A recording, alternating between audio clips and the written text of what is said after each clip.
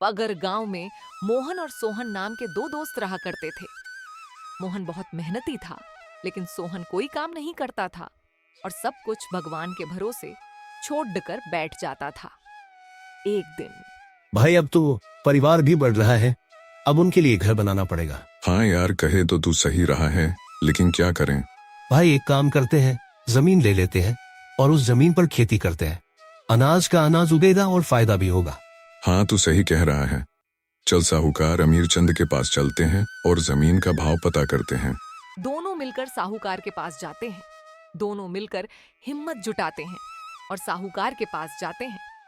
मन में थोड़ा डर और उम्मीद लिए वे एक दूसरे की ओर देखते हैं और फिर साहूकार के सामने खड़े हो जाते हैं, जैसे अपने भविष्य की डोर उसी के हाथों में थमा रहे हों।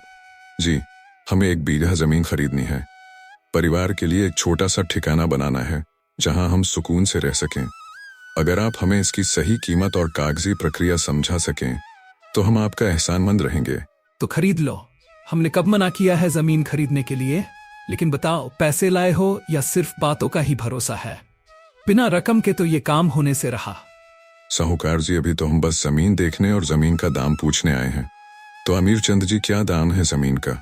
10,000 में जमीन मिल जाएगी। ये एक अच्छा सौदा है। ऐसी कीमत पर जमीन मिलना आसान नहीं है। अगर आप तैयार हैं तो जल्दी निर्णय ले लीजिए ताकि बाद में अफसोस न हो। अमीर चंद जी, ये जमीन तो बहुत महंगी है। हमारे लिए इतनी बड़ी रकम जुटाना आसान नहीं है। क्या इसमें कुछ कमी हो सकती है या कोई और रास्ता निकाल सकते हैं? हमें सच में जमीन की जरूरत है, लेकिन इस दाम पर लेना मुश्किल है। महंगी लगती है तो कहीं और से खरीद लो। मुझे समय बर्बाद मत करो। चलो अब जाओ यहाँ से और अपनी बात खत्म करो।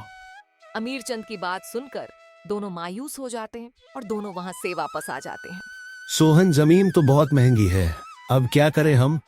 इतने पैसे तो है ही नहीं। हाँ, ऐसा करते हैं, दोनों पैसे मिलाकर उस जमीन को ले लेते हैं और दोनों मेहनत करेंगे और जो भी फायदा होगा दोनों बराबर बांट लेंगे। हाँ यार, सही कह रहा है तू, ऐसा ही करते हैं। ठीक है, तो कल चलते हैं। अगले दिन दोनों दोस्त जाते हैं और अमीर चंद से वो जमीन खरीद लाते हैं। अब सब ठीक हो जाएगा, परेशान मत हो, धैर्य रखो। वक्त चाहे जैसा भी हो वो बदलता जरूर है। बस हमें मिलकर मेहनत करनी है और आगे का रास्ता बनाना है। हाँ, बस अब जमकर मेहनत करनी है। तू बिल्कुल चिंता मत कर, भगवान सब ठीक करेंगे। हमें बस अपनी मेहनत और विश्वास बनाए रखना है। उनका सहारा है तो हर मुश्किल रास्ता आसान हो जाएगा। क्यों ना हम आज से ही काम पर लग जाए। एक काम करो, तुम जाओ, मैं भगवान से प्रार्थना करके आता हूँ। मोहन जाता है और खेतों को जोतने लगता है और इधर सोहन भगवान की पूजा करने लगता है। शाम को जब मोहन वापस आ रहा होता है तो सोहन उसे कहता है, अरे मोहन, तू चिंता मत कर, हमारी फसल बहुत अच्छी होगी। हाँ, आज मैंने पूरे खेतों को जोत दिया, बस अब उसमें बीज बोना बाकी है। चल जा करके तू भी आराम कर ले और मैं भी कर लेता हूँ। दोनों अपने अपने घर जाते हैं और सो जाते हैं। अगले दिन मोहन सोहन के घर जाता है।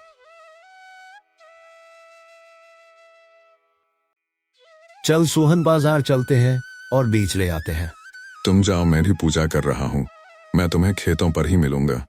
मोहन बाजार जाता है और बीज लेकर वापस खेत पर आ जाता है, लेकिन उसे सोहन वहां नहीं मिलता और वो बीज बोकर वापस आता है और सोहन से पूछता है, तुम खेतों पर क्यों नहीं आए?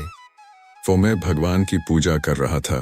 सोहन इसी तरह भगवान की पूजा करता रहता था और मोहन खेतों में मेहनत करता रहता था। बहुत दिन बीत गए थे और खेतों में बहुत अच्छी फसल हुई। इतनी अच्छी फसल देखकर दोनों बहुत खुश हो गए। कितनी अच्छी फसल हुई है। हाँ, सब भगवान की ही देन है। तुम एक काम करो, आज से ही कटाई शुरू कर दो।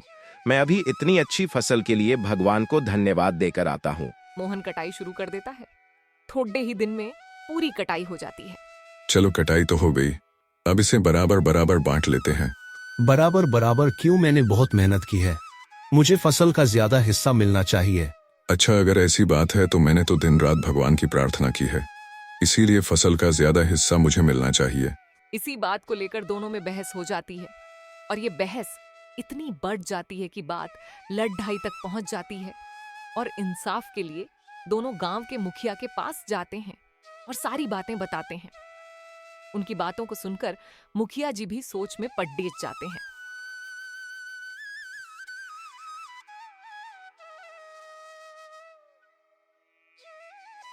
ये लो, तुम इन बोरियों से सारे कंकड़ साफ करके कल सुबह वापस आना, और जो भी ये काम पहले कर देगा उसे ही फसल का ज्यादा हिस्सा मिलेगा।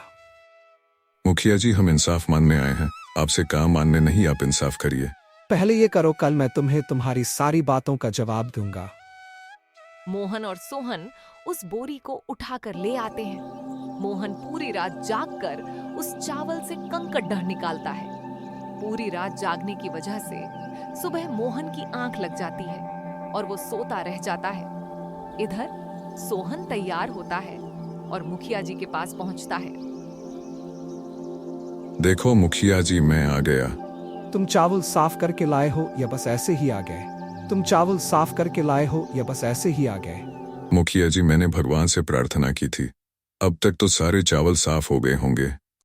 ओह अच्छा, मोहन कहाँ है? अभी तक आया नहीं। लगता है अभी तक उसके चावल साफ नहीं हुए। अब तो इस फसल का हिस्सा मुझे ही मिलेगा। हाँ, शांत हो जाओ, हम बिना इंतजार किए कोई भी फैसला नहीं ले सकते। हाँ सच में, अब तो बहुत देर हो गई है। मुखिया जी, उस आदमी ने तो आपकी बात की इज्जत भी नहीं की। उस आदमी की ये बात सुनकर मुखिया को गुस्सा आ जाता है और वो गुस्से में कहता है,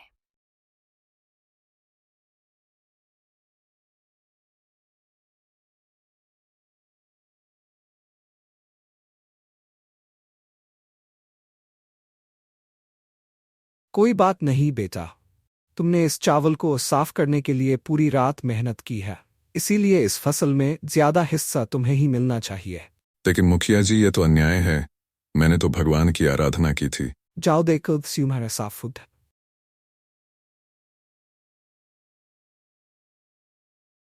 क्या हुआ सोहन? मुखिया जी, चावल तो साफ नहीं है, लेकिन मैंने तो भगवान की कितनी प्रार्थना की थी, फिर उन्होंने मेरे साथ ऐसा क्यों किया? सोहन, भगवान भी उन्हीं की मदद करता है जो मेहनत करते हैं।